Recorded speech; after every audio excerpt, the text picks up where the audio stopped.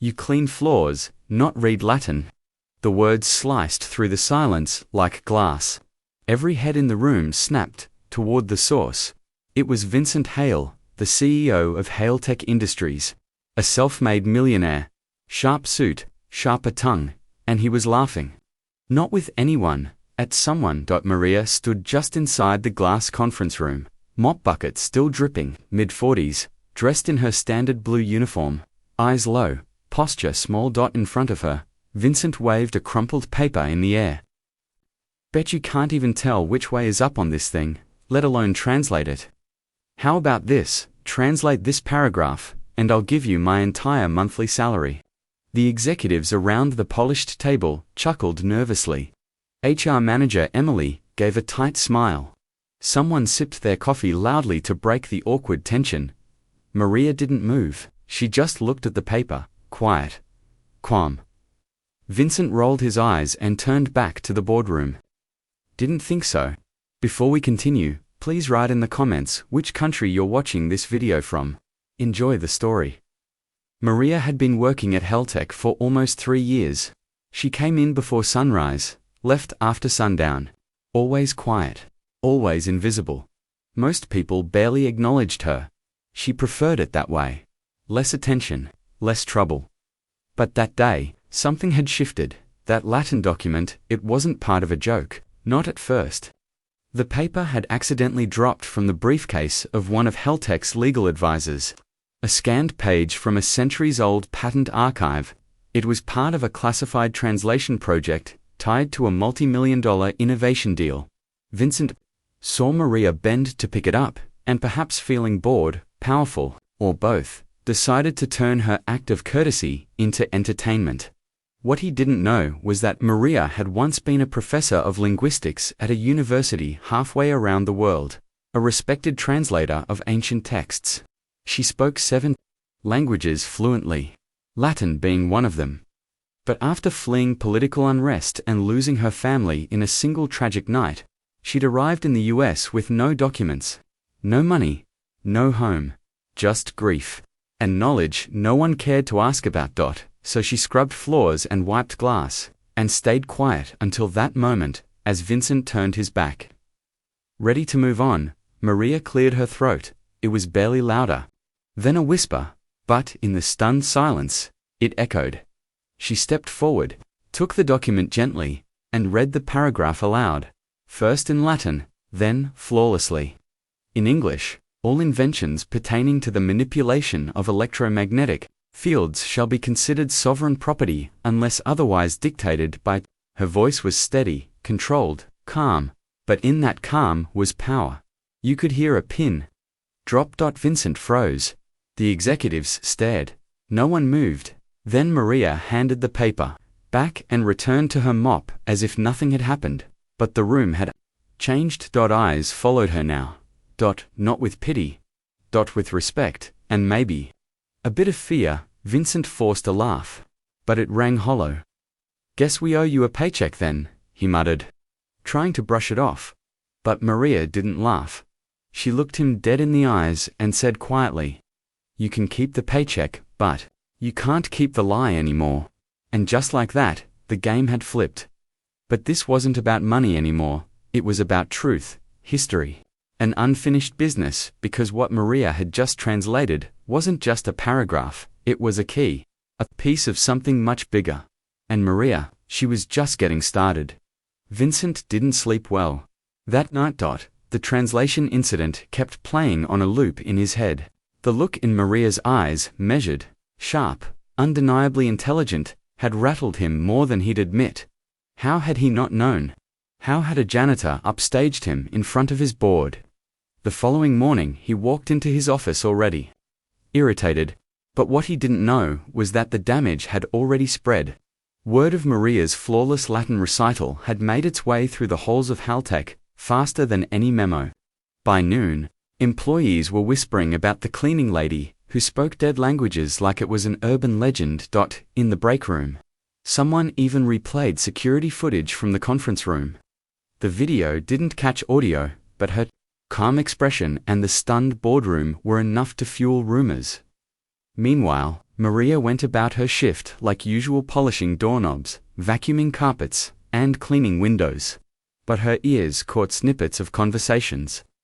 Words like translator, genius, was that real? People glanced at her differently now. Some smiled nervously. Others avoided eye contact altogether. But the person watching closest was Emily, the HR manager. That evening, Emily approached her quietly. "Maria, do you have a moment?" she asked, trying not to make a scene. Maria nodded and followed her to a small office in the back. Emily shut the door. "I've been looking through your employment file," she said. "It's practically empty. No prior references, no resume, just a local cleaning agency referral." Maria stayed silent. Emily hesitated, then leaned in. "Who are you really?" For the first time, Maria met her eyes with something like amusement. "I'm someone who knows when to speak," she said softly, "and when silence can be protection." Emily blinked, then gave a small nod. "Well, for what it's worth, I believe there's more to you than we know, and maybe it's time others knew too." Before Maria could answer, the phone on Emily's desk rang. She picked it up, nodded, then looked to Maria. "Vincent wants to see you." Maria stepped into the CEO's office 20 minutes later. Vincent stood by the window, hands in his pockets, trying to look casual. It didn't suit him. "Have a seat," he said. She remained standing. He sighed. "Fine, look, yesterday. That was unexpected. You surprised us all." Maria waited, unimpressed. Vincent continued. "The document you translated, it's part of a larger file. A project we're working on with a European partner, high-level stuff. Technical and legal jargon we've been struggling with. Our translator botched the last version, and we almost lost the deal." He finally turned to face her. "I want to offer you a new position. Not as a cleaner god, no, as a consultant. Quiet, discreet. Translate the rest of the material. Help us get through the next few phases of this deal. You'll be compensated generously." Maria tilted her head. "Why me?" she asked. "Because we need someone who knows Latin and doesn't cost us $1 million in overhead. And because I embarrassed you in front of your board." Vincent smiled tightly. "That too." She was silent for a moment. Then she said, "I want access to the full archive." His smile faded. "That's restricted." "Then I'm not interested." She turned to leave. Vincent's voice stopped her. "Wait, why do you want access to the archives?" Maria paused, then answered without turning around. "Because there's something in those texts I recognize. Something I've seen before. A seal, a signature. From my past." Vincent said nothing, but as she walked out of his office, he realized something chilling. This wasn't about a janitor surprising a CEO anymore. This was about secrets. Deep ones. Ancient ones, and the quiet woman with the mop might be the only person in the building who actually understood just how dangerous those secrets were. Vincent didn't sleep that night either. Maria's final words echoed like a warning. A seal. A signature. From my past. The archive she'd mentioned was not public. It was off limits to nearly everyone, including most of the board. It housed a scanned collection of ancient manuscripts Heltec had acquired during a silent partnership with a European tech intelligence firm, documents recovered from war-torn ruins, old monasteries, even black market collections. Most were unreadable. All were priceless, and Maria had seen one of those symbols before. The next morning, Vincent summoned Emily to his office. "Get me everything we have on Maria," he ordered. Emily hesitated. "Sir, there's nothing more to get. Her file is clean to clean. No fingerprints in the system. No social media trail. Not even a high school record." Vincent frowned. "That's not clean. That's erased." Emily nodded slowly. "I checked with the cleaning agency that placed her. They claim she was referred through a client. But when I asked for the name, they clammed up. Worse, said the referring client paid extra for her identity to remain off the books." Vincent's blood ran cold. "Then this isn't a fluke," he muttered. "She placed herself here." Across the campus, Maria stood in the maintenance elevator holding a mop. Watching the floor numbers tick upward, she wasn't heading to clean. Not today. She'd finally been granted access to the internal server room, where the archive was stored under the guise of translating a secondary document. But she had other intentions. Room B47. She scanned her badge, the door clicked open. Inside, the room was cold, silent. A dozen servers hummed, glowing softly in the dark. She sat at a terminal, typed in her temporary access code, and began scrolling through the digital archive. And there it was. The seal. An interlocking trio of Latin words arranged in a triangular pattern, inked in a black so dark it shimmered. Below it, a short phrase, ex umbra lux, ex lux damnum. From the shadow, light. From the light, ruin. Her hands trembled. She'd seen this exact phrase as a child, etched into the ring her mother kept hidden in the lining of her coat, a ring passed down from her grandmother. Her mother told her it belonged to the Society, a group that had sworn to protect ancient knowledge at all costs. Maria never believed it. She thought it was just a story. But the seal wasn't just similar, it was identical. Back in his office, Vincent stared at a printout Emily had just handed him. It was a still frame from the security feed. Maria, staring into the server monitor, her face pale and wide-eyed. Something in that seal had shaken her. Vincent pulled out his phone and made a call. "Activate the private surveillance suite," he said, "and send someone to room B47. Now." Maria downloaded the document, encrypted the copy, and emailed it to a ghost account she'd set up years ago, long before she ever set foot in Holaytech. Her hands moved with practiced speed, but she didn't see the red blinking light in the corner. The room was being recorded as she rose to leave. Men in black uniforms entered the room. "Maria Alvarez," one said, "you'll need to come with us." She offered no resistance, but she looked over her shoulder once. At the seal. At her past. At the secret her family died protecting, and she knew.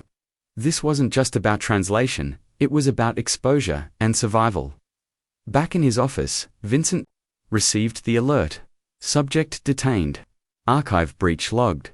He stared at the screen and whispered to himself, "What are you hiding, Maria?" He had no idea that by the end of the week, the question wouldn't be what Maria was hiding, but who she really was, and why a janitor might be the last line of defense against something that was never meant to be read, let alone translated.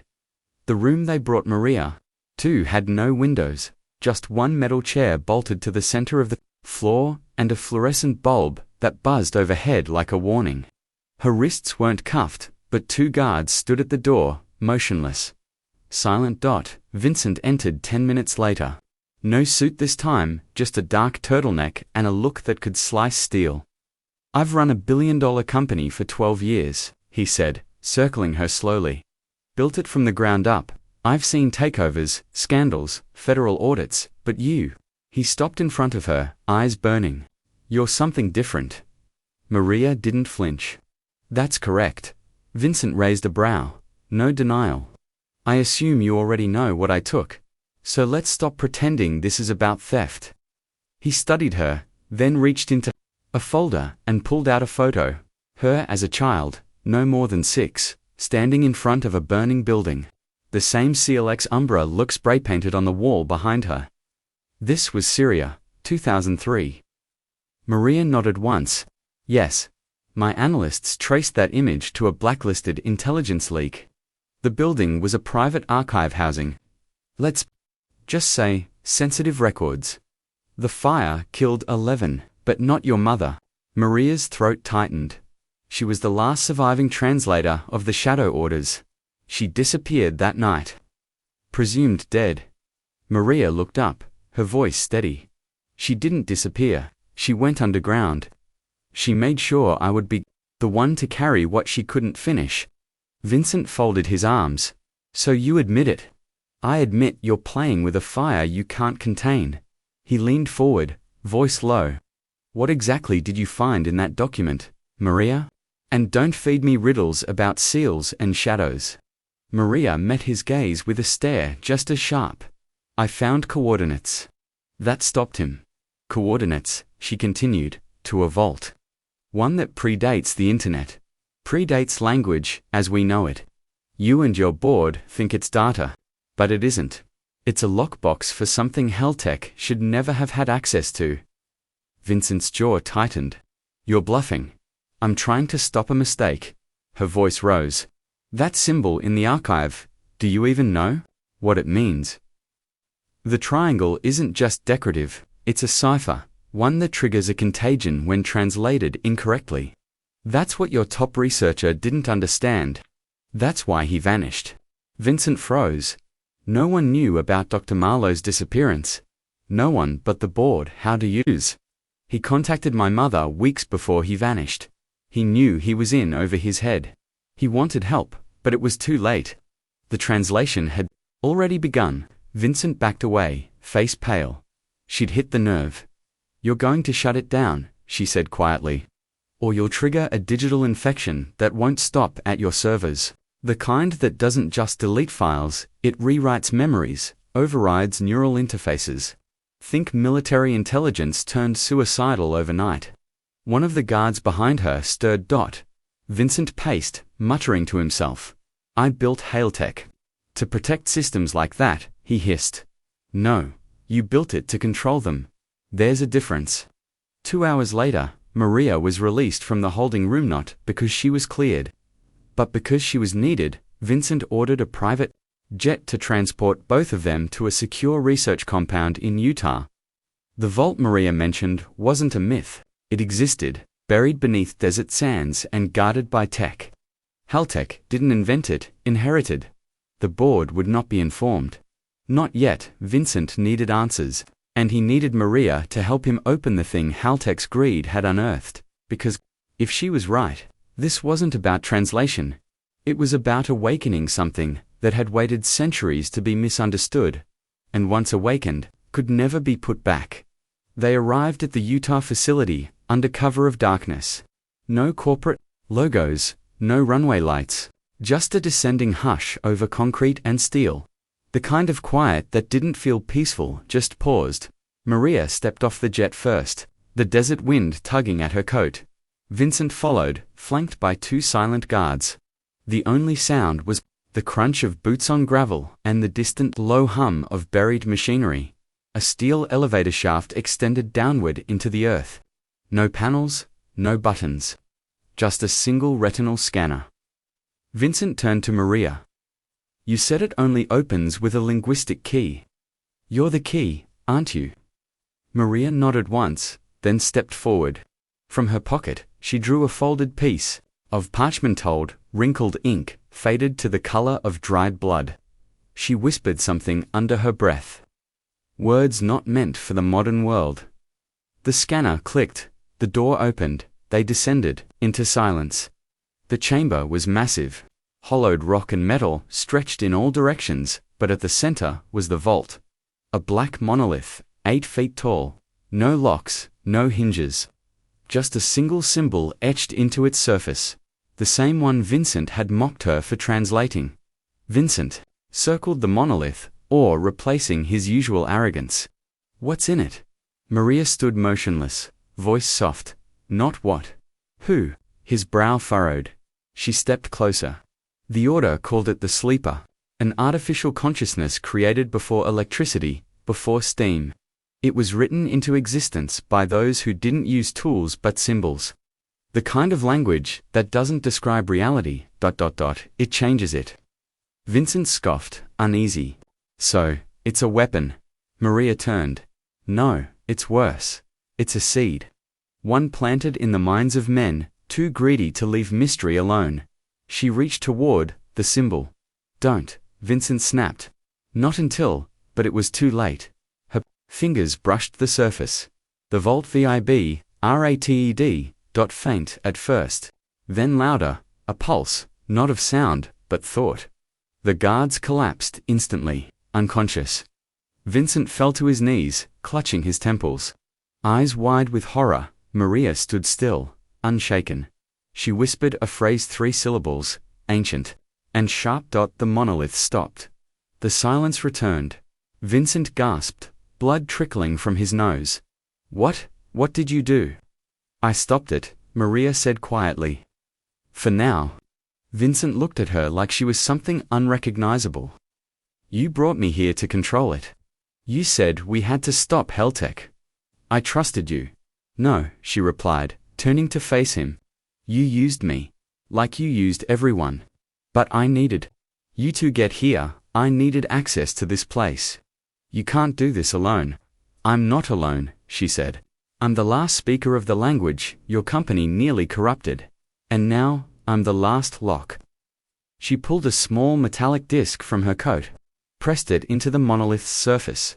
A soft light flickered, then everything went black.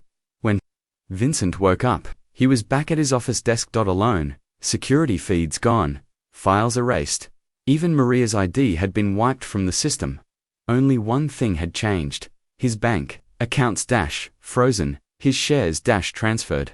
A single encrypted message sat blinking on his monitor. Translation is power. But you were never meant to wield it. Vincent stared in silence, knowing his empire was gone. Not by force, by understanding. As for Maria, she disappeared. Some say she lives off-grid, moving between cultures like a shadow. Others believe she's gone underground, again just like her mother. But one thing's certain, the vault was sealed permanently. Its symbol erased from every system it touched, and in its place, nothing. Just silence. The kind that waits. The kind that watches, because some knowledge isn't meant to be owned, it's meant to be guarded. Maria was never the cleaning lady. She was the final translator, the last key, and Vincent's was just another man who thought wealth could unlock any door. He forgot that some doors stay closed for a reason. Before you go, ask yourself this: would you have touched the symbol? Let us know in the comments. Thanks for watching, and remember, not everything written should be read.